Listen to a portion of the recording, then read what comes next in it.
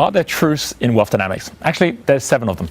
And one of the first things that I learned when I was at Cambridge is that when you are talking about anything complex, anything which has got multiple levels, the first thing to do is to be clear on the agreement on what the truths of those levels are. Why? Because all of our learning and everything that we actually get into flow in happens as a result of us having that learning at the level of our truth. Which basically means that if someone's telling you something with a basic assumption you don't agree with in the first place, you're not even going to listen. I'll give you an example. Let's say you said to someone, pigs can fly. Well, if your paradigm is that pigs can't fly, it doesn't matter how I then explain pigs flying, you're not really even listening. You're like thinking, I don't even believe that in the first place.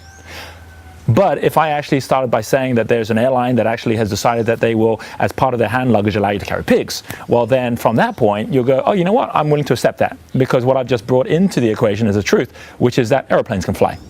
Now, that's fine and good if you know that airplanes can fly. But if you've gone back 500 years or 1,000 years, you would find that people back then would actually believe that pigs can fly a whole lot easier than airplanes can fly. Bottom line is that as time goes on, our collective truths change.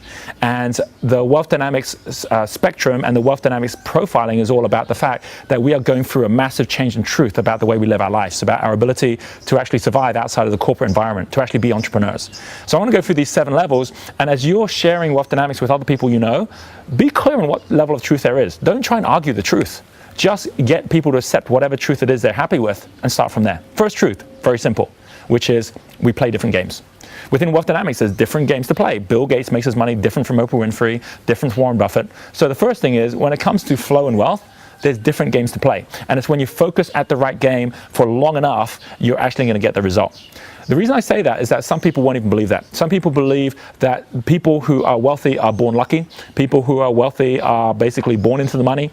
People who are wealthy, you can never earn your way there. You know, you're going to have to just keep on working and slogging it out for the rest of your life. Most people do. And if you believe that, don't even get them to take the test. But if someone says, you know what, I'm willing to believe that there are different games, the second thing would then be, well, make sure you know what the games are. There are people who take the test. And they'll say, I don't think that's me. I'm not sure if I'm a deal maker or am I really a mechanic? Maybe I should do the test again, find out if I'm something different. Now, if someone is not willing to believe the second level, which is not that we play different games, but there is a personal game which is right for you. Someone says, I don't even know, maybe I can play all the games. Go back to number 1 and says, well, forget about actually even what your profile tells you.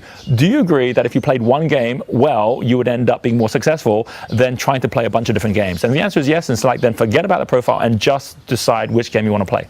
Someone says, no, I definitely agree that I can actually see which one it is from the answers I give to the questions that are given, that I'll know exactly which line I'm at. Then fine. Then at that point, you say, then here's the payoff.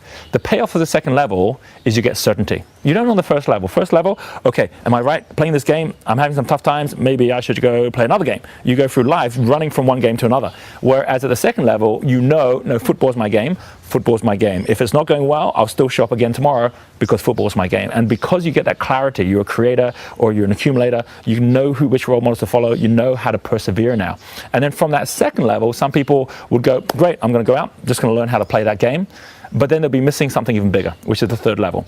And the third level is that the more you play your game, the more you get into flow. Now, this is about our learning not coming from reading books, but our learning coming from the action of actually playing the game.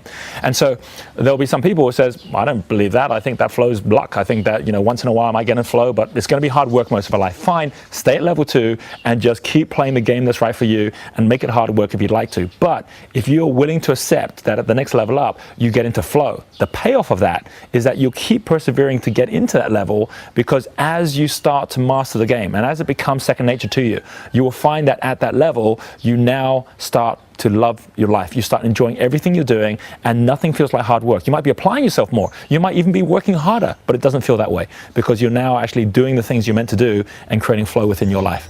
Some people are willing to go there and think, that's exactly what I want. But then someone will say, what's the next level above that? And at level 4, you say that above just creating flow, when you create flow, you start to now attract all the resources you need. So just like someone who's in the zone in the game of football, people will start kicking them the ball more. Someone who's deterministic thinking will think when they hear something like that, that makes sense. If I'm in the flow of the game, people can see I'm doing a better job, they'll kick me the ball. People who watch things like The Secret and things that are saying, oh, there's magic going on out there, they will use that same level to say, you know what, I can see exactly why the universe would help me to make that thing happen. Doesn't matter what your beliefs are. The fact is that if you believe that at level 4, that when you get in flow, you're going to attract resources, great. Do it, and guess what? You start now spotting those resources when they get attracted. And most importantly, you now do the right things in the right step. At step 1, people might still say, I need the money before I can start a business. Whereas at step 4, people say, no, I need to get into flow in my game and start working with others who already have flow. I need to then basically take that flow, create my own flow, and eventually the money will come my way. And that's exactly how every great entrepreneur has done it. Level 4 is knowing resources come after flow, not before. And then after that, someone might say, what's the next level up? And level 5 is where we now say you don't just attract resources.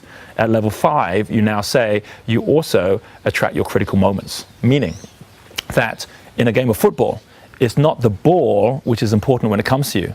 It's the moment at which it comes. You can start to control your own critical moments. You can start to say, wow, I can choose my luck. I could actually have a business where I know that by putting the right time into working with the right people in the right way is going to give me a result. I can't even imagine what that result is right now. I just know it's going to lead to a ball being kicked to me that I can't even imagine. And so you start acting in a different way. And what happens is we start to get a sixth sense, which is where we start to see that all the best opportunities come by our positioning, not by our chasing. And for anyone who believes that, you start to focus at that, that's exactly the payoff you get. Someone who doesn't believe that goes, don't believe that at all. I think it's just when a resource shows up, it shows up. When a ball gets kicked, it gets kicked. So I'll keep on just working at the game. You'll have your head down. You'll be going for it. You'll still be in your flow, which is great. But you certainly won't be operating at the level which allows you to create your own magic.